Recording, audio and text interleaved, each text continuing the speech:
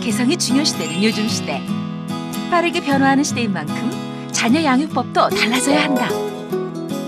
넘쳐나는 육아 정보의 홍수 속에서 어떻게 하면 내 아이를 잘 키울 수 있을까요? 교육과 가르침은 많은 사람들이 해요. 근데 그중 제일 중요한 사람이 부모입니다. 21세기 부모라면 반드시 갖춰야 할 조건. 대한민국 대표 육아 멘토 오은영 박사가 전하는 이상적인 부모의 조건에 대해 알아봅니다.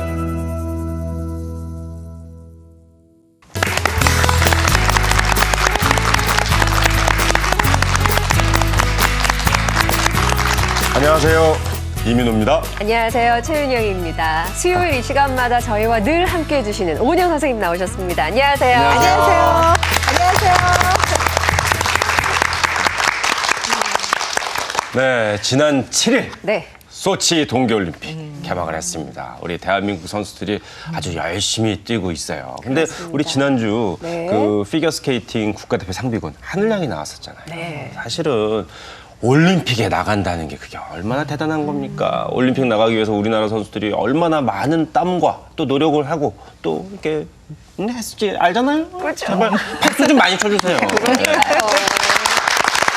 정말 그 대회에 나간 것만으로도 우리 대한민국의 이름을 높이는 거잖아요. 그럼요. 그걸 보면서 저는 와, 저 선수들을 키워낸 부모님은 어떤 분일까? 어떻게 하면 저렇게 아이를 훌륭하게 키워낼 수 있을까? 나는 또 내 아이를 위해서 뭘 해야 되는가? 이런 생각들까지도 하게 되더라고요.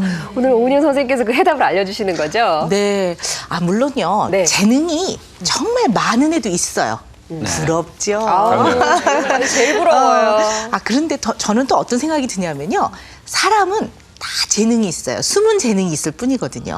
근데 이제 그걸 부모가 어떤 시각으로 보느냐에 따라서 그걸 재능이라고 보기도 하고 재능이 아니라고 보기도 하는 것 같아요. 그리고 그 재능을 가진 아이도 부모가 잘 관찰해서 이제 발견을 해내야 되고요. 또 재능만 있다고 이 세상 사람들이 다 잘 사는 건 아니거든요. 그거를 갈고 닦고 또 갈고 닦는 과정에서는 부모가 격려를 해줘야 돼요. 그리고 아이가 힘들 땐 잘 끌어줘야 되거든요. 이제 그런 모든 과정이 어우러졌을 때 우리 아이들이 자신의 재능을 빨리 발견하고 꿈을 이뤄나가는 것 같아요. 그래서 사실은 이런 이제 아이를 키우는 부모가 갖춰야 될 조건이 아주 많은데요. 두 분은 우리 21세기를 맞이하야. 이 21세기의 이상적인 부모는 어떤 부모라고 두 분은 생각하시는지. 일단 우리 윤영 씨는 부모고, 네. 우리 민우 씨는 이제 부모가 되실 분이고, 그죠? 그리고 또 민우 씨는 공부 많이 했으니까 부모를 네. 통해서. 아무튼 전 지금 총각이기 때문에 부모인 윤영 씨부터 말씀하시죠. 그래서 저는 21세기 그러니까 갑자기 막 어려워지는데요. 네, 일단 제가 돼주고 싶은 부모는 이렇게 태산 같은 부모, 뒤에서 이렇게 좀 든든하게 뭔가 자기가 막 하다가 어려운 일이 생기고 의지할 그늘이 필요하면 또 와서 이렇게 쉬었다가 또 다시 뛰어들 수 있는 용기를 주는 부모. 이민우 씨는요? 네. 태산. 그럼 나 뭐라고 해야 되는 거야? 글쎄요. 저는 한 번 제가 부모 이게 진행 중에 그런 말씀 드린 적이 있는 것 같아요. 그 부모로서 아이에게 자유를 주고 싶다고. 예. 저는 21세기 부모라면 자식에게 자유와 자유를 줄 수 있을 그런 준비된 부모가 돼야 되지 않을까. 이런 총각으로서 한마디 했습니다. 좋은 아빠 되실 것 같아요. 열심히 해볼게요. 네. 네. 근데 제가 봤을 때는요. 우리 부모의 역할은요. 예전이나 지금이나 변함은 없는 것 같아요. 좋은 부모란 일단 자식을 사랑해야 되고요. 그죠? 네. 그리고 또 사랑뿐만 아니라 한 인격체로 존중을 해줘야 되고요. 그리고 또 아프면 병원도 데려가야 되고 또 따뜻하게 해주고 먹을 거 잘 먹여주고 그다음에 정서적으로 아이를 많이 이렇게 보듬어주고 이런 부모의 역할은 변함이 없는 것 같아요. 그런데요. 부모의 역할은 시대에 따라서 조금씩은 바뀌는 것 같아요. 아주 근본적인 부모의 역할은 변함은 없지만 예를 들어 농경사회에서는 돌쇠를 길러야 돼. 돌쇠. 그렇죠. 돌쇠처럼 힘이 세고 그래야지 이제 밭도 갈고 그죠? 집안의 여러 가지 것들을 이제 다 이렇게 끌어가는 힘이 있는 아들이 이제 그 가장 바람직하기 때문에 이런 아들로 키워내는 부모.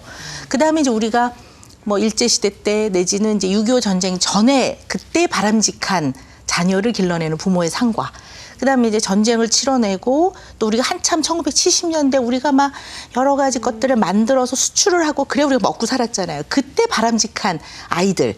그다음에 이제 1980년대, 90년대 지금은 우리가 IT 강국이에요. 그죠? 그리고 이런 이제 시대에 요구되는 아이들을 길러내는 부모가 조금씩 달라지는 것 같아요. 그래서 오늘은 사실 그런 얘기를 좀 해볼까 싶기도 합니다. 네.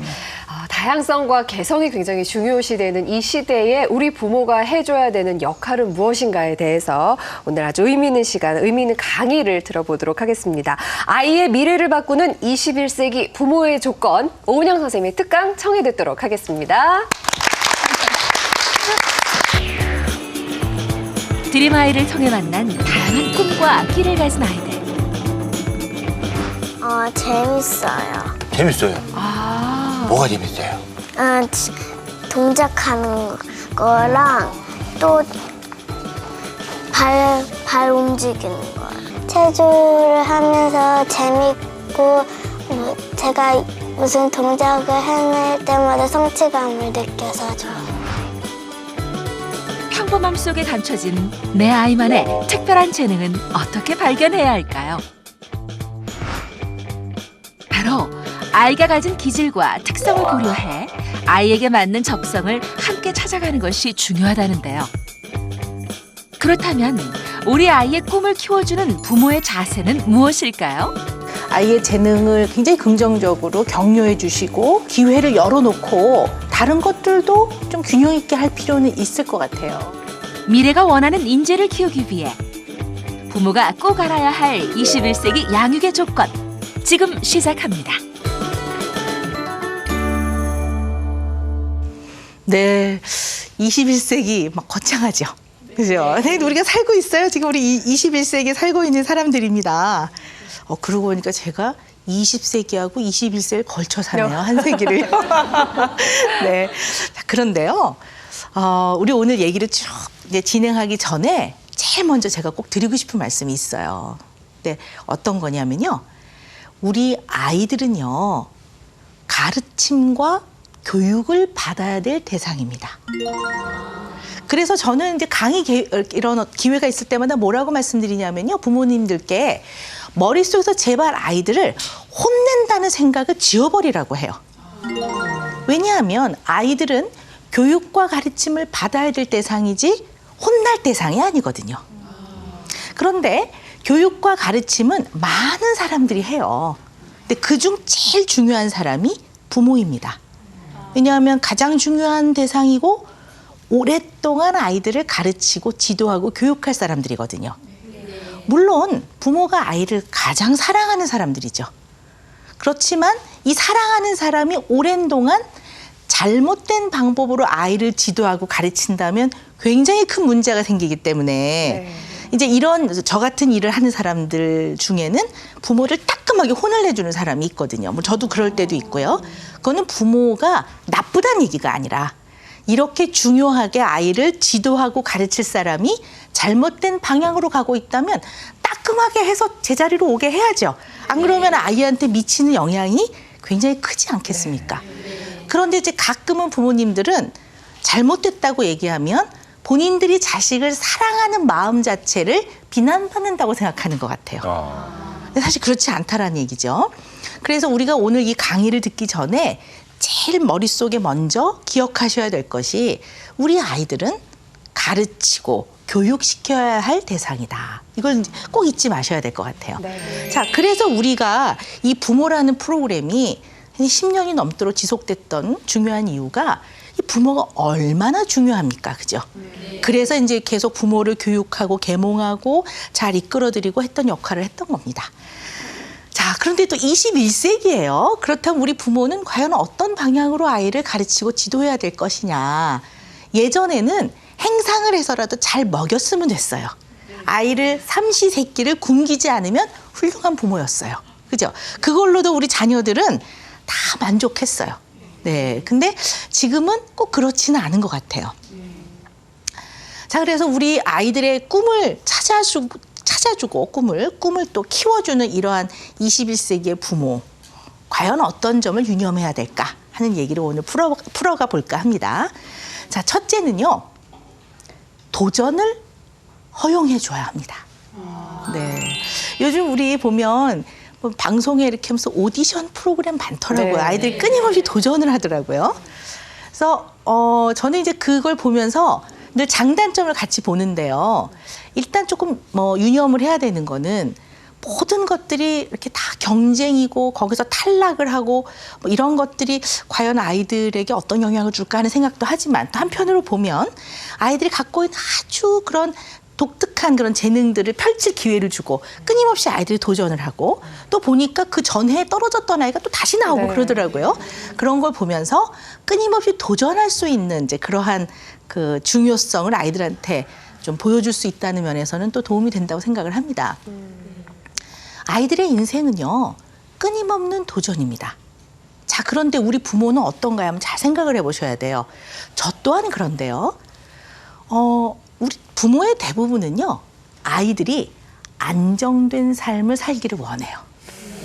그렇게 안정된 삶을 살기를 원하니까 도전을 선뜻 허락을 안 해주는 경우가 많아요.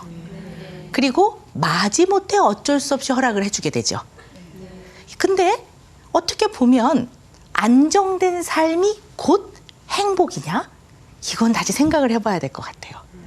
안정된 삶이 절대로 행복을 의미하진 않거든요. 물론 우리 이 사회에는 공무원도 필요하고 교사도 필요합니다. 그리고 웬만해서는 월급이 끊길 위험이 없는 대기업에 취직을 하는 것도 필요는 합니다. 그렇지만 아주 어린 아이들이 너는 꿈이 뭐니? 그러면 공무원이요? 이렇게 얘기를 해요. 그러면 저는 그렇습니다. 이 공무원이라는 이 직역은 너무나 중요하고 우리한테 꼭 필요하긴 하는데요. 이유를 물어봤을 때 어떤 아이는 이렇게 대답을 해요. 선생님, 저는요. 제가 횡단보도를 어디에 정할지를 제가 잘 해서 이 지역 주민들이 편리하게 산다면 전 참 좋을 것 같아요. 이렇게 말해준다면 좋은 거죠. 그렇게 말하는 애가 있어요. 우와. 그런데 어떤 아이는 철밥통이래요. 이렇게 얘기를 하네요. 슬프다. 네. 입에서. 아니, 맞죠. 공무원들이 월급을 못 받으면 나라가 망한 거니까. 그죠? 철밥통 맞습니다. 그렇지만 어린아이들이 그렇게 얘기하는 건 좀 슬퍼요. 네. 그리고 어떤 아이한테는요, 너는 나중에 뭐가 되고 싶니? 이렇게 얘기하면요, 회사원이요. 이렇게 얘기를 해요. 그래서 내가, 아니, 회사를 다니면 회사원인데, 회사마다 이제 하는 뭐 역할이 다르잖아요. 그러니까 뭐 영업을 하는 사람도 있고 기계를 만들어내는 것도 있는데 그래서 어떤 일을 하고 싶니? 그럼 저는 그냥 회사에 다니고 싶어요. 이렇게 말하는 애들이 있거든요. 그걸 보면서 한편으로 무슨 생각이 드냐면 우리 부모들이 자식이 너무 고생 안 하고 삼시세끼를 먹고 따뜻한 집에서 지내는 이 안전하게 지내고 안정되게 지내는 거에 대해서 너무 강조를 많이 하나? 그러면서 한편으로는 좀 씁쓸합니다. 정말 우리의 삶은요, 한치를 예측을 못 합니다.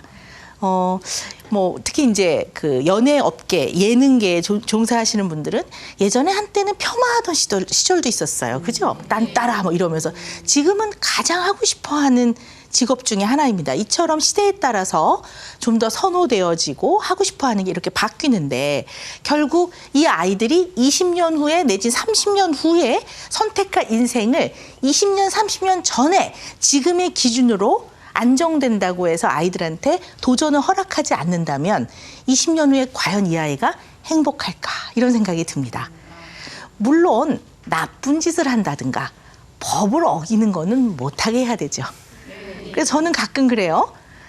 나쁜 짓이나 법을 어기는 게 아닌 거는 괜찮은 겁니다. 라고 저는 얘기를 합니다. 그리고 우리 올림픽 지금 나가서 선수들 열심히 뛰고 있는데요. 생각보다 결과가 우리 예측에 벗어나서 국민들이 좀 속상해하는 경우도 있어요. 근데 그때마다 이렇게 선수들이 인터뷰를 하면 무슨 선수들이 죄를 진 것 같은 얼굴을 해요. 저는 너무너무 가슴이 아픕니다.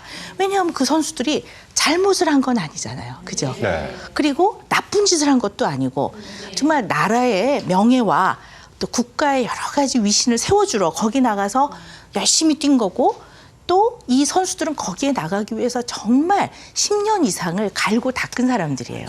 그러니까 우리가 그걸 절대 잊으면 안 될 것 같아요. 우리 아이들의 삶도 마찬가지거든요. 지금 이제 한참 대학 시험 결과들이 발표가 되고 있거든요.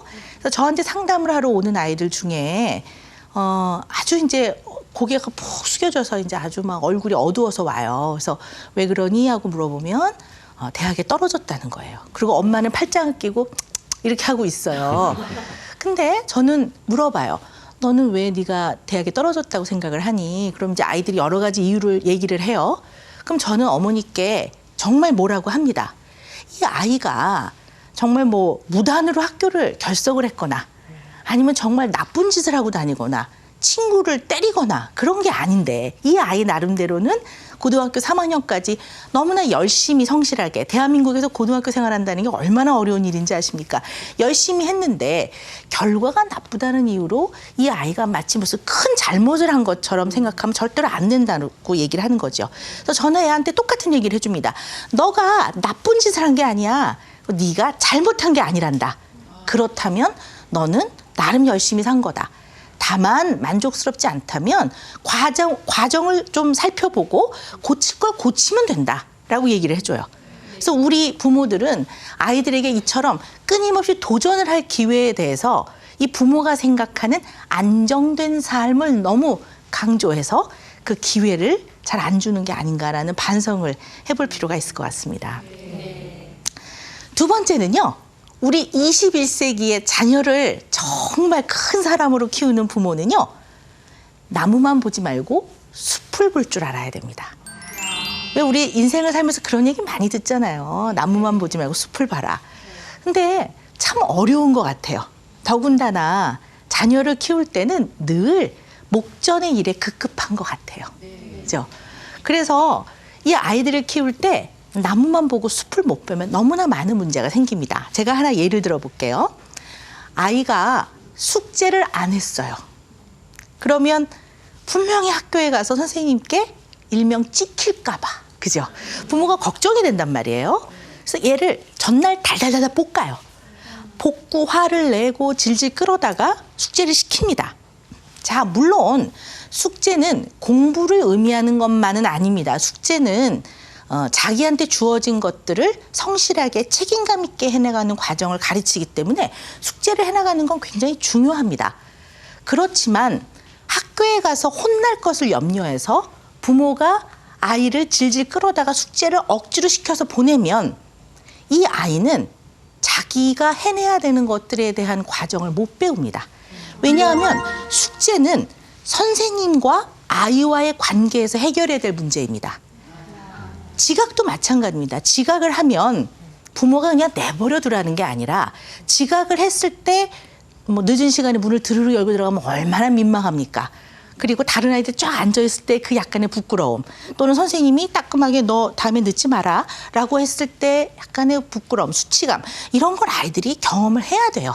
그래야 자기 마음 스스로 아유 내가 내일은 늦지 말아야지 이런 마음이 드는데 예를 들어 아이가 늦게 막 일어나서 뭐 지각을 할 만한 아이를 부모가 막 난리를 쳐서 질질 끌어다가 차에 태워서 막 억지로 보내면 아이는 결국은 지각은 안 합니다. 선생님하고는 아무런 문제가 없어요. 그렇지만 이 아이는 자기를 들들 볶아서 보낸 엄마를 어떻게 보면 마음속으로 막 짜증을 내고 화를 내게 되는 거죠. 아, 우리 엄마 때문에 못 살겠어 이러는 거지. 자기가 지각을 하게 되는 과정에서는 전혀 생각을 안 하는 겁니다. 숙제든 지각이든 마찬가지입니다. 이처럼 때로는 나무만 보면 이 아이가 오늘 혼날 거 내지는 아이들한테 너 왜 지각해서 너는 숙제도 안 해오니 이 소리를 듣게 될 것을 걱정하게 되지만 멀리 숲을 보면 이 아이가 정말 배워야 될 것이 무엇인지를 잘 생각해서 그것을 가르치는 부모가 돼야 됩니다. 안 그러면 늘 목전에 전전긍긍하고 늘 안절부절하는 부모가 된다는 거죠. 그래서 결국 아이들은 밖에 나가서 보면 지각도 안 하고 성적도 잘 받아요. 왜냐하면 부모가 막 애를 난리를 쳐서 공부를 시켜서 보내니까. 그렇지만 스스로 자기의 문제점을 인식한다든가 스스로 자기가 노력해 나가는 과정은 상당히 부족할 수 있습니다. 그래서 어떤 상황이 발생이 되면 우리 부모는 늘 어떤 생각을 해야 되냐면 이 상황에서 내가 이 아이에게 가르쳐야 되는 가장 중요한 것이 무엇인가 생각하셔야 됩니다. 그래서 너무 많은 것을 가르치려 들지 말고 가장 중요하다고 생각되는 한 가지를 가르치십시오. 그래서 그 가르치는 과정에서는 때로는 아이가 좀 마음이 속상하기도 하고 또 선생님한테 싫은 소리를 듣는 거를 바라보는 부모 또한 마음이 아픕니다. 그렇지만 그런 과정을 잘 겪어가면서 아이가 진정으로 성장할 수 있게 해주는 것이 바로 큰 사랑을 주는 것입니다. 그래서 저는 맨날 부모님들께 작은 사랑을 주지 마시고 큰 사랑을 주십시오라고 얘기를 하는데, 이게 어떻게 보면 부모가 아이를 바라보는 시각이 나무만 보지 말고 숲을 멀리 내다볼 수 있는 그런 시각을 갖게 되는 거라고도 볼 수 있습니다. 네.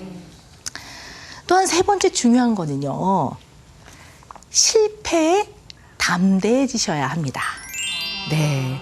아이들은 살아가면서요, 늘 성공할 수가 없어요. 여러분의 인생은 늘 성공적이셨습니까? 아니시죠. 네. 여러분들이 그 자녀를 키운 거를 가만히 생각해 보면, 특히 이제 저희 같은 사람들이 쓴 책이나 저희들이 강의하는 거에서 하지 말라는 것만 다 골라서 하더라고요. 정말 어쩌면 그렇게 하지 말라는 거 다 골라 하시는지.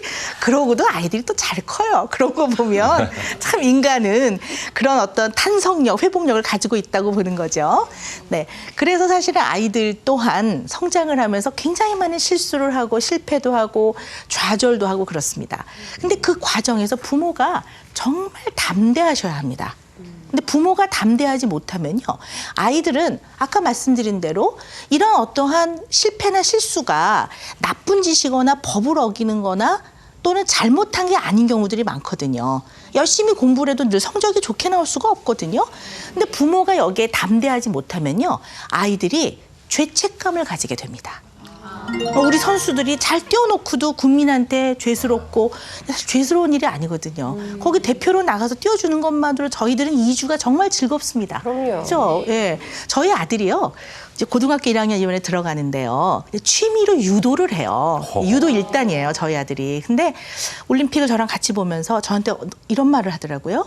엄마, 국가대표로 나간다는 것 자체가 어마어마한 일이에요. 여기서 메달을 딴다는 건 더욱이 어마어마한 일이에요. 운동으로 단련을 해서 무엇인가 이룬다는 거는 엄청나게 그거는 칭찬을 해줘야 되는 문제라고 이렇게 얘기를 하더라고요. 그래서 야, 네가 많이 컸다. 제가 속으로 그렇게 생각을 했는데요. 그리고 정말 그런 것 같아요. 그래서 우리나라 사람들은 너무 그동안 이제 뭐 일제와 전쟁을 치르면서 척박했던 것 같아요. 너무 삶이 척박하다 보니까 늘 좋은 결과를 얻어야지만 마음이 안정되고 편안해지는 것 같아요. 그것도 눈에 보이는 결과. 예를 들어 돈을, 월급을 얼마 받느냐, 이렇게 눈에 보이잖아요. 숫자. 몇 등을 하느냐, 이런 거. 점수를 몇 점을 얻었느냐. 아이가 공부를 해도 얼마나 열심히 하는가 보다는 3시간을 했느냐, 5시간을 했느냐, 이렇게. 왜냐면 이 숫자라는 기준은 눈에 명확하게 보이기 때문에 이 뭔가 사람들한테 안정감을 줍니다. 그러니까 결국 이런 거에 너무 연연하다 보니까 아이들에게 결과 위주, 성취 위주의 삶을 강요하는 것 같아요. 그러다 보면 아이가 생각만큼 성취를 못했을 때 부모가 이 부분에 대해서 담대하지 않으면 지나친 불필요한 죄책감을 갖게 된다는 거죠. 이 죄책감을 갖게 되고 지나치게 미안해하면 사실 그 다음으로 도전하기가 어렵죠. 왜냐하면 도전해서 더 좋은 결과가 안 나오면 너무 미안한 일이니까 아이들이 엄두를 못 내게 됩니다. 그래서 부모는 아이들의 실패나 좌절에 대해서요, 정말 담대하셔야 됩니다. 근데 이 담대할 때요, 부모들이 때로는 이래요. 괜찮아, 괜찮아, 시험 못 봐도 돼. 그럼 또 어떤 아이는요, 그럼 엄마는 내 인생이 엉망이 돼도 괜찮다는 얘기예요. 뭐 이렇게 말하는 애들도 있어요. 너 시험 못 봐도 돼. 그러면 아니에요, 난 잘 보고 싶다고요. 뭐 이렇게 애들도 얘기하거든요. 그런 거보다는 그럴 때도 있는데 네가 이 부분에 너무 좌절하지 않았으면 좋겠다. 그리고 시험을 못 본 아이한테는요, 모르면 틀려줘야 돼. 저는 그렇게 얘기해요. 그래야 제대로 배운다. 틀리는 걸 부끄러워하지 마라. 틀려야 어른들이 제대로 가르쳐준다. 이제 그렇게 얘기를 해줘야 되는 거죠. 힘내? 이렇게 해야지. 부모가 너 어떡하려고 그러니? 이렇게 되면 아이들이 너무너무나 지나치게 부모에게 미안하고, 특히 사랑을 많이 받은 아이일수록 불필요한 죄책감을 느끼게 됩니다. 그래서 정말 이 부분에 대해서는 우리 부모가 거울을 보고 연습도 하셔야 돼요. 아이가 좀 좋지 않은 결과가 있었을 때 어떠한 표정과 어떠한 목소리로 아이를 격려하고 위로해 줄지를 잘 잘 부모가 연습을 하는 그런 과정도 필요할 것 같습니다. 네.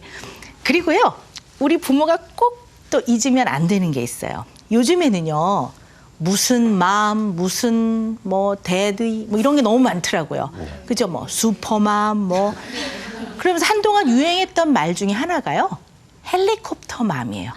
여러분 혹시 알고 계세요? 헬리콥터 맘이? 어떤 엄마를 헬리콥터 맘이라고 하는지. 아이 주변에서 빙글빙글 돌면서 떠나지 못하는 아, 네. 엄마들. 그런 것도 있고요. 네. 그리고 비행기는 활주로가 필요하잖아요. 근데 헬리콥터는 그 자리에서 떴다가 바로 이렇게 착륙할 수 있거든요. 그러니까 딱 대기하고 있다가 애가 무슨 일 있다 그러면 팍 떠갖고 바로 거기 옆에 착륙. 그래서 바로바로 도와주는. 사실은 굉장히 민첩하고 아이한테 필요한 것들을 빨리빨리 제공할 수 있다는 장점도 있지만 사실 그러다 보면 무슨 문제가 생길까요? 헬리콥터 마음에서 자라면 어떤 일이 생길까요? 그렇죠. 아, 공부 많이 하셨어요, 어머니. 네. 스스로 문제 해결을 잘 못하겠죠. 근데 우리 부모가 아까 제가 그 나무만 보면 안 되고 숲을 볼 줄 알아야 된다고 그랬는데요. 그냥 큰 문제가 없다면 자녀가 더 오래 살까요? 부모가 더 오래 살까요? 자녀가 오래 그렇죠. 우리가 없는 시대에 얘가 살아가야 돼요. 그리고 부모가 개입을 해줄 수 있는 나이는 고작 20살까지인 것 같아요. 20살도 말을 잘 안 듣는 것 같기도 하고요. 어쨌든요. 근데 이 많은 인생을 우리가 100세 시대라고 하는데 그 이유는 스스로 문제를 해결해 나가야 됩니다.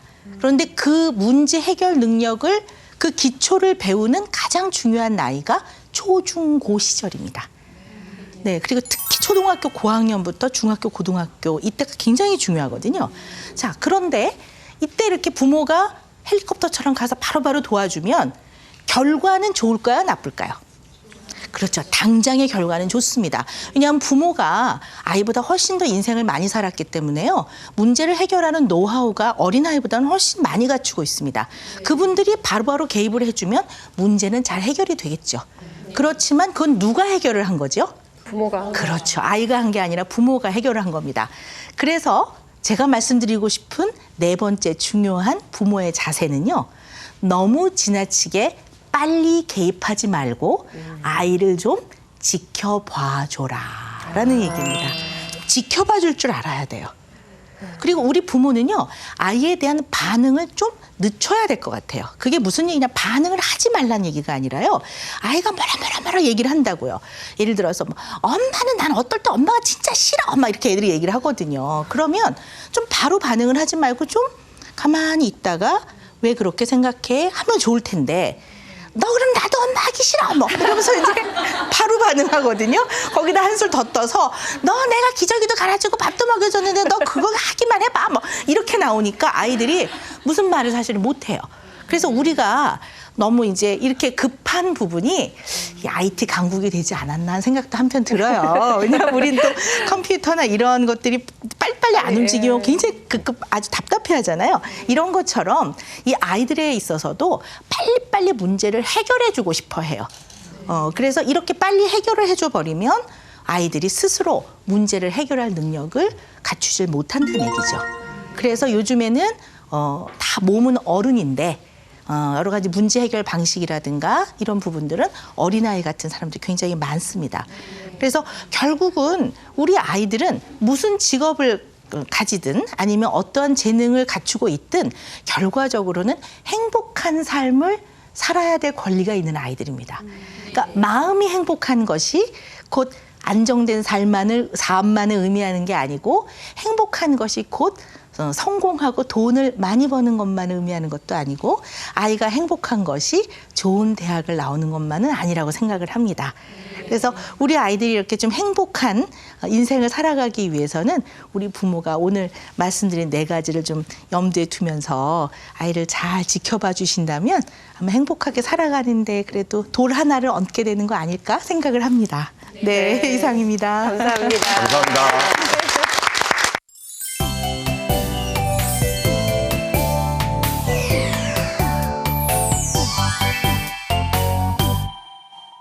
네, 우리 오은영 선생님의 특강 잘 듣고 왔는데 우리 공부 잘하는 윤영 씨 네. 많이 메모하셨잖아요. 필기를 정말 정리해 주세요. 어마어마하게 했어요. 정리해 주세요. 네, 여러분.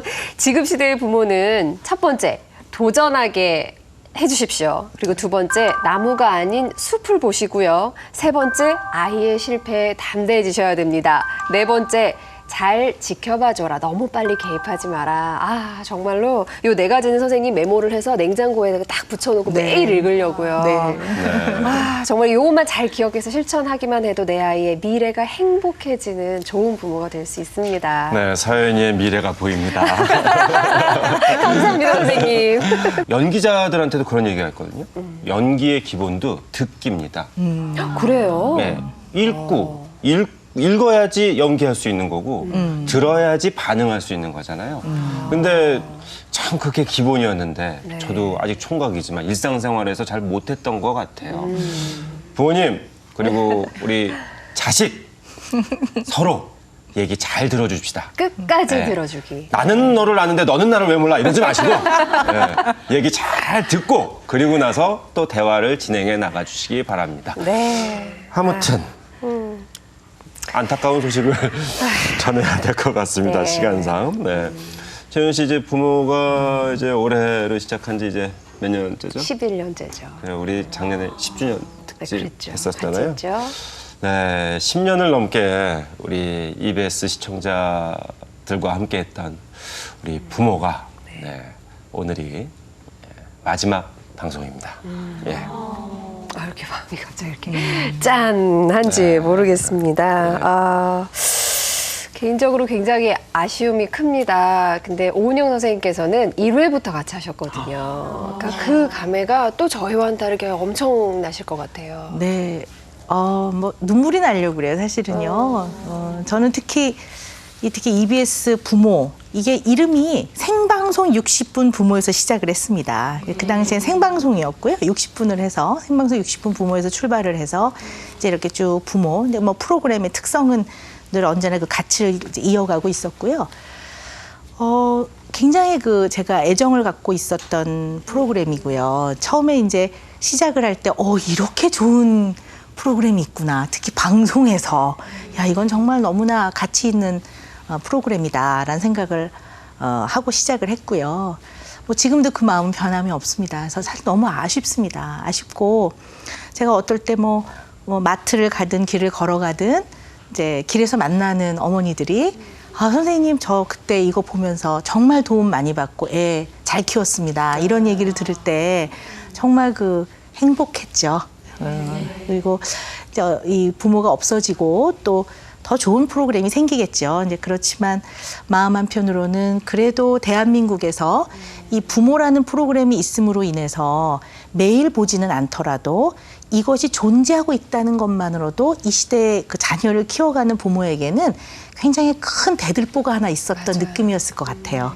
그래서 그게 좀 확 빠지는 느낌이 들어서 저는 사실 굉장히 마음이 아주 그냥 안타깝고 그렇습니다. 아쉽고 그렇습니다. 그래서 저도 늘 물론 이제 저보다 연세가 많으신 분도 있었지만 친정엄마 같은 마음으로 이 시대 아이를 키우는 젊은 엄마들 중에는 도대체 물어볼 곳이 없고 그럴 때 그래도 우리 EBS 부모를 보면 내가 좀 도움을 받겠지 하는 마음, 우리 아이 키울 때 친정엄마가 있으면 내가 엄마한테 쫓아가면 도움을 좀 받겠지 이런 마음, 이제 이런 역할을 좀 해보도록 제가 해보려고 노력을 많이 했었는데 참 11년이라니까 저도 감회가 정말 깊고요. 좀 마음이 서운하고 그렇습니다. 네, 눈물 나려고 그래요. 네.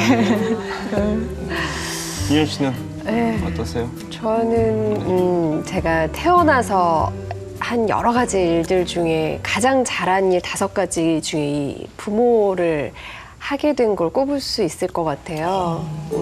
저희 딸이 일단 너무너무 다른 사람이 됐고요. 그리고 저도 부모를 하면서 그러니까 이게 그냥 아이를 키우는 문제가 아니라 인간을 이해하게 되는 굉장히 큰 교훈을 얻은 그런 프로그램이거든요. 그래서 저 개인적으로도 굉장히 큰 성숙과 또 고마운 마음을 저희 부모한테 늘 갖고 지냈고요.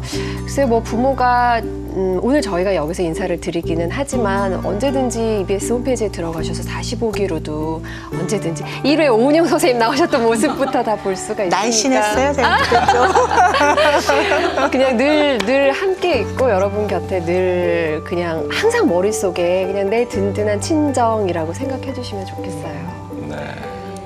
어떠셨어요? 저요. 네. 뭐 사실은 굉장히 낯설었죠. 처음에. 네. 총각 입장에서 예, 굉장히 당황스러운 경험도 있었고요. 하지만 지금 윤영 씨가 제가 하고 싶었던 얘기를 거의 다 하신 것 같아요. 아, 네. 저도 저의 몰랐던 모습을 그쵸. 발견하게 됐고요. 맞아. 또 우리 이 프로그램에 출연한 아이들과 또 부모님들의 모습을 보면서 정말 많은 걸 배우고 느꼈고요. 또 우리 좋은 선생님들의 네. 그런 말씀을 들으면서 사람으로서 어떻게 살아가야 되는지에 대해서 그리고 자기 자신의 성찰에 대해서 어떻게 해야 되는지에 대해서 많이 고민을 했던 시간이었습니다. 그래서 저에게도 참 감사했던 그리고 행복했던 6개월이었던 것 같습니다. 시간상 마무리하겠습니다. 네. 정말 이제 이 한마디면은 프로그램이 끝난다고 생각하니까 어떻게 마무리를 지어야 될지 하지 마요, 모르겠는데. 그럼. 하지 마요. 그냥 우리 다음 주에 올까요? 다음 주에 오겠다고 하지 뭐 그냥. 시청자 여러분 건강하시고요. 그리고 정말로 여러분의 아이를 잘 키울 수 있는 분은 여러분이니까 자기 자신을 믿고 끝까지 좋은 부모 되기 위해서 노력 계속하시기 바랍니다. 어떡해. 시청자 여러분 건강하십시오. 고맙습니다. 감사합니다. 감사합니다.